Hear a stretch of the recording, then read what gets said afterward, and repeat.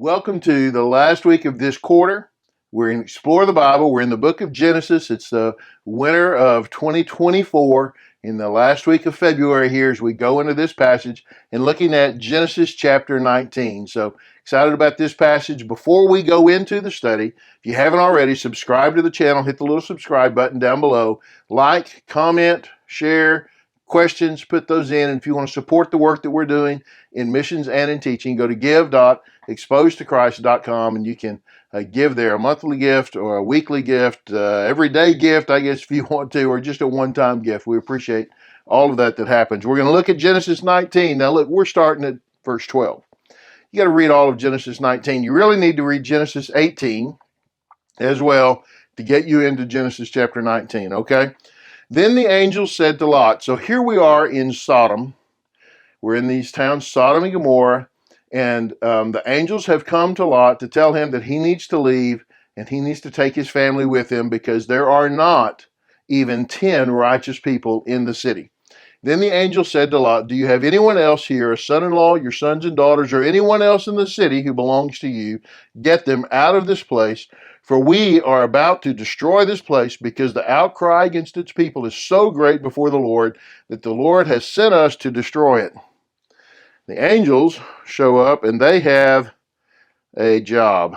The Lord has sent us to destroy it, and he has sent us to get Lot's family out. So, Lot, who else you got?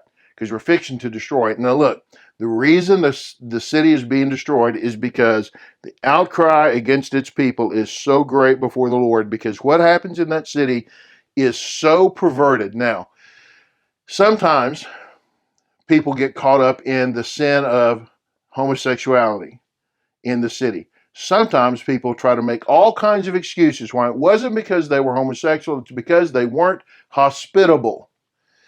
The answer is yes. It is because they were homosexual, because they were inhospitable, because they were deviants, because the sin that you see in homosexuality is an indicator of the depth of the depravity of the city. This was not the only sin taking place. There was murder, there was robbery, there was injustice taking place, there was a lack of hospitality, as well as many, many other things. Lots of things going on. No doubt that part of it was the sin of homosexuality, but that was not the sum total, because we know, look around, we know that that is an indicator of a depraved people. When that becomes the norm in the culture, it indicates a depraved people. We should take notice here in the 21st century of what that indicates.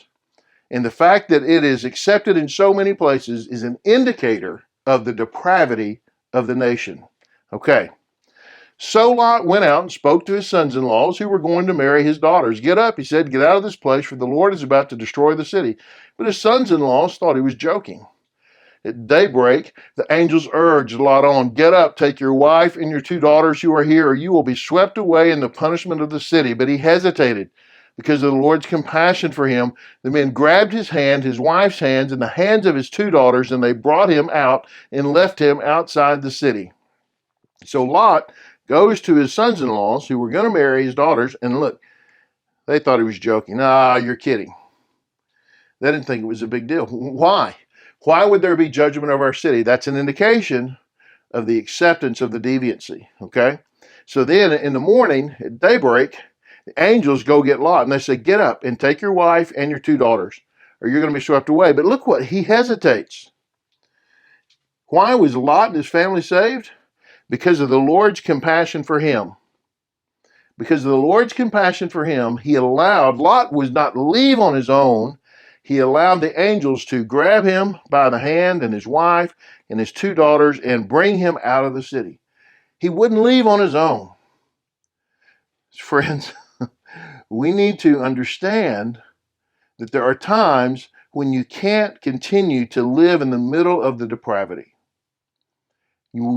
It's important to be a witness and bear testimony, but there are times when you need to get out, when you need to leave. To save your own family, you need to leave. I'm not going to tell you when that is, but when that time comes, leave. Leave. Don't stay. Get out to protect your family, to protect your own life.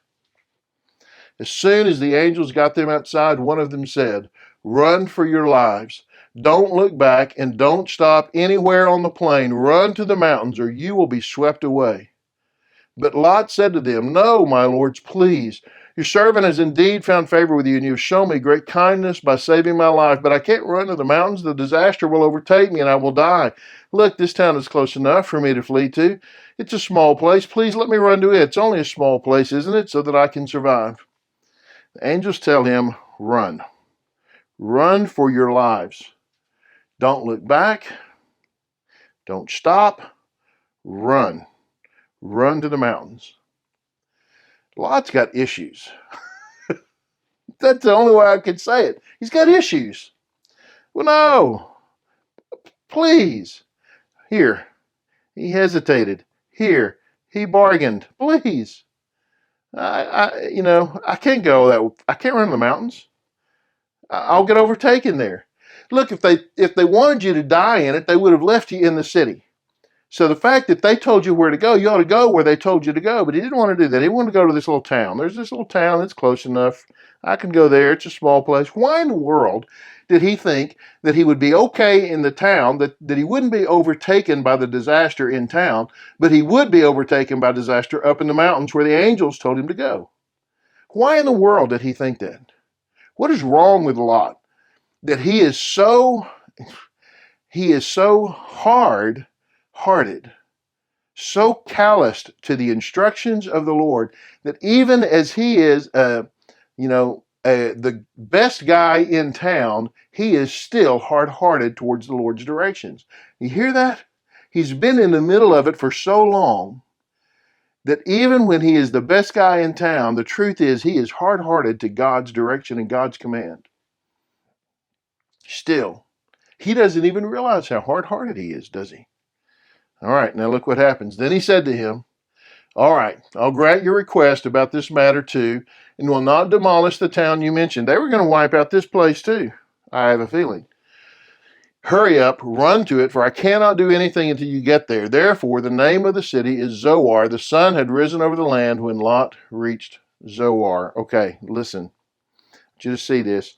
I cannot do anything until you get there. What did he say? I can't go to the mountains, right? I can't go that far. The disaster will overtake me and I will die. And the angel says, "Look, I'm not going to do anything until you get where you were going." And then here, they protect the city. "I will not demolish this town." He was probably going to wipe it out too. Lot still thought that he was the one protecting himself, and not understanding that God was the one being gracious to him, that God was the one protecting him. He still thought he had some control over this clear disaster that was coming. And then finally, out of the sky, the Lord rained on Sodom and Gomorrah burning sulfur from the Lord. He demolished these cities, the entire plain, all the inhabitants of the cities, and whatever grew on the ground. But Lot's wife looked back and became a pillar of salt. Destruction came. Out of the sky, the Lord rained on Sodom and Gomorrah, burning sulfur from the Lord, and he demolished these cities, the entire plain, all the inhabitants. Lot's wife looked back. What did he tell him? Don't look back. Don't stop. Don't look back. She looked back, became a pillar of salt, an emblem, a symbol of this refusal, and a symbol ultimately of what would become the Dead Sea. That's where Sodom and Gomorrah were, and what is now the Dead Sea, which is a salty sea where the water cannot flow out. It's the lowest point on earth as far as a lake or a sea. It's hard. It's hard to deal with this because we love and we talk about God's grace a lot, and we should. But we should not fail to understand and to talk at some point about God's judgment. And that it is coming, and that we should not take it lightly, and we should not try to take advantage of the Lord's graciousness to us. because judgment is coming. We can go back here to his sons-in-laws. They thought it was a joke. It was not a joke. It was not, and it's not today.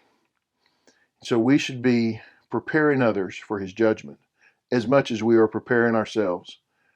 We should be preparing others so that they may escape God's judgment by his grace and his mercy. For we all are deserving. We may have different levels of perversity and depravity, but we are all perverse and depraved without the grace of the Lord Jesus on us. That's where we are. And so we're in great need of his graciousness and his mercy. And when it shows up, don't argue with it and don't bargain with him. We're in no place to bargain or argue. Just accept it and follow. Hey, I hope that's helped. It's a great passage. It's a hard passage. Read the whole thing, read the whole chapter. That'll help. Thanks for watching. Be sure and subscribe, like, comment, share. We start next Sunday, the spring quarter of Explore the Bible, continuing in the book of Genesis. We'll see you next Sunday, or whenever you watch it.